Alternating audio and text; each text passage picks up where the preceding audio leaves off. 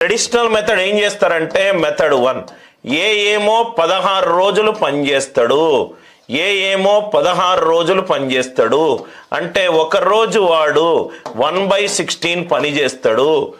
C తోటి కలిసి 6 days పనిచేశాడు అంటే 6/16 పనిచేస్తారు అంటే వాడు 3/8 పనిచేస్తాడు. కాబట్టి వాడికి 3/8 ఆఫ్ టోటల్ ఇన్కమ్ 150 రూపాయలు రావాలి. ఇది మీరు చేసే పద్ధతి, ఇది మీరు చేసే పద్ధతి. అసలు మీరు బేసిక్ లాజిక్ని మిస్ అవుతున్నారు కాబట్టి మీరు ఇలా చేస్తున్నారు సార్. అనేవాడు 16 రోజులు పనిచేస్తాడు, రోజుకి 1/16. సితో కలిసి 6 రోజులు పనిచేస్తున్నాడు, 6 రోజులు పనిచేస్తున్నాడు కాబట్టి 3/8. వాడు 3/8వ వంతు పనిచేస్తున్నాడు కాబట్టి 3/8 ఆఫ్ 450, 3/8 ఆఫ్ 450. ఆన్సర్ ఎంత? 150. ఇది చెయ్యండి. ఎప్పుడు మీరు స్ట్రక్ అయినప్పుడు మీరు బేసిక్ లాజిక్ మిస్ అవుతున్నారు సార్. బేసిక్ ఇది కొంచెం ఆలోచిస్తే ఏమీ చెయ్యకుండానే ఆన్సర్ వస్తుంది సార్. ఏమీ చెయ్యకుండానే మనకు ఇంత క్యాల్కులేషన్ కూడా అవసరం లేదు. ఎన్ని డేస్లో పనిచేస్తున్నారు? 16:24లో పనిచేస్తున్నారు. ఇదేంటి సార్? డేస్ ఎఫిషియన్సీ ఇన్వర్స్లో ఉంటుంది. అంటే ఇది 2:3 అవుతే ఎఫిషియన్సీ 3:2. ఎఫిషియన్సీ 3:2. ఆన్సర్ 3:2 ఫార్ములా ఉండాలి. 3 అంటే 3 మల్టిపుల్ ఉండాలి. ఇది తీసేయండి. 53s are 52s are. Finish answer. 150, 100 and 150. ఏమి ఇదంతా ఎవడు చేయమన్నాడు అయ్యా నిన్ను? క్వశ్చన్లోనే వాడు అడిగాడు. ఏ అనేది 16 డేస్లో పనిచేస్తున్నాడు, బి అనేది 24 డేస్లో పనిచేస్తున్నాడు. 16 రోజులు పనిచేస్తే బి 24 రోజులు పనిచేస్తాడు. అంటే A:B డేస్ ఎన్ని నిష్పత్తిలో ఉంది? 2:3 నిష్పత్తిలో ఉంది. డేస్ 2:3 ఉంటే ఎఫిషియన్సీ ఏ నిష్పత్తిలో ఉండాలి? 3:2. ఆన్సర్ 3:2 రేషియోలో ఉండాలి.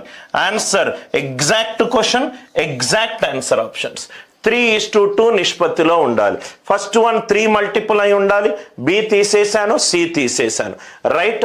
దాని తర్వాత 2, సెకండ్ వన్ 2 మల్టిపుల్ అయి ఉండాలి, రైట్.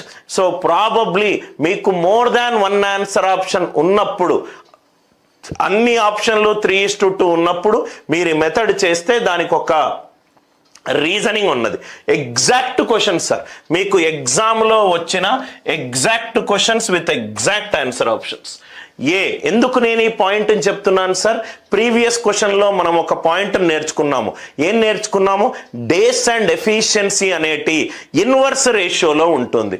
డేస్ ఏ రేషియోలో ఇచ్చాడు? 2:3. టైం పీరియడ్ ఏ రేషియోలో ఉంటుంది? 3:2. ఆన్సర్ 3:2. ఏ వాల్యూ ఉంటే ఆ వాల్యూ 3:2. అరే నాకు 3కి ఇక్కడ 7కి సంబంధించి నాకేం కనబడట్లేదు, ఏమీ చేయాల్సిన అవసరం లేదు. 150:100 డేస్ ఎఫిషియన్సీ ఇన్వర్స్ రేషియోలో ఉంటుంది. 2 ఫ్యాన్లు కొన్నాడు sir. So cost price of 1 plus cost price of 2 is equivalent to 2160. మీకు టీచర్లు కూడా ఇలా రాస్తే అలానే అలవాటు అవుతుంది. CP1 plus CP2 it is 2160. ఒక ఫ్యాన్ ఏమో SP is equivalent to SP1 is profit మీద కొన్నాడు sir 1 plus 15%. SP is equivalent to CP into 1 plus profit. SP2 is equivalent to SP2 is equivalent to CP2 into 1 minus loss percentage. ఏమన్నాడు? No profit no loss అంటే total SP total selling price is equivalent to total cost price. Total selling price is equivalent to total cost price. అంతే కదా sir? మీరు equate చేస్తారు, answer వస్తుంది. అరే total selling price equivalent to total cost price. ఈ స్టేట్మెంట్కి అర్థం చెప్పండి sir. No profit no loss అంటే ఒక వస్తువు ఏ మీద 15 రూపాయలు లాభం వస్తే వస్తువు బి మీద 9 రూపాయలు లాస్ వచ్చింది. అప్పుడే నాకు no profit no loss. A and B అనేవి రెండు వస్తువులు కొన్నాను, నో ప్రాఫిట్ నో లాస్ అంటే కొన్న ధర అమ్మిన ధరకు సమానము.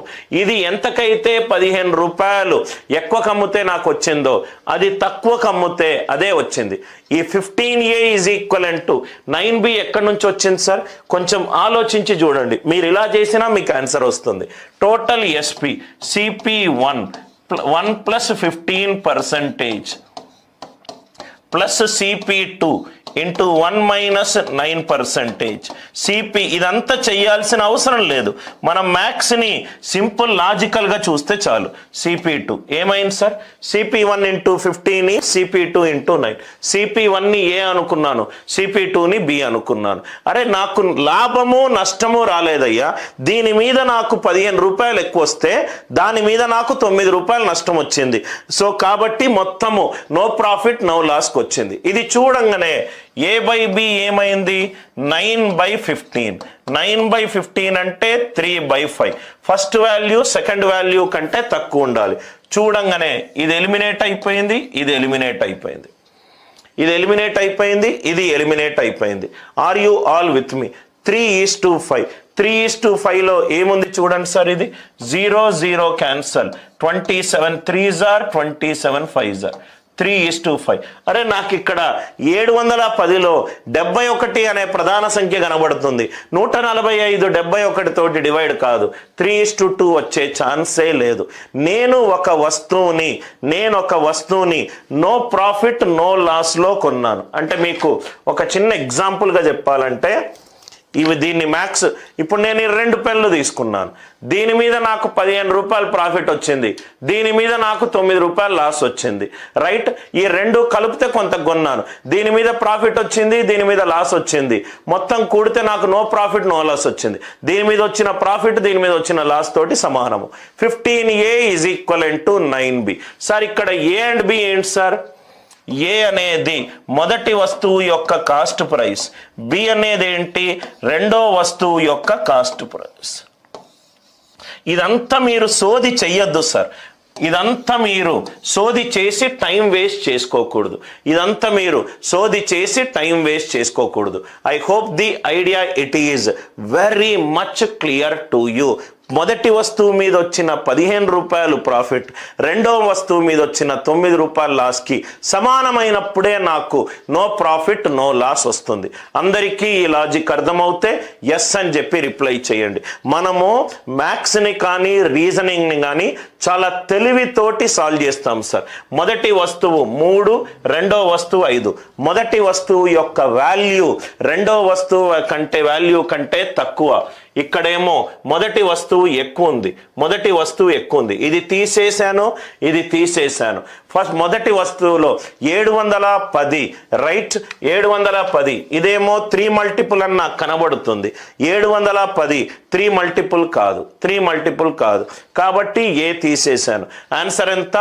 8, 10 and 14, 50. ఐడియా ఏంటంటే ఒక original previous year exam course చూసుకోవడము, మీరు సాల్వ్ చేసే పద్ధతి plus Anil Nair's way of solving.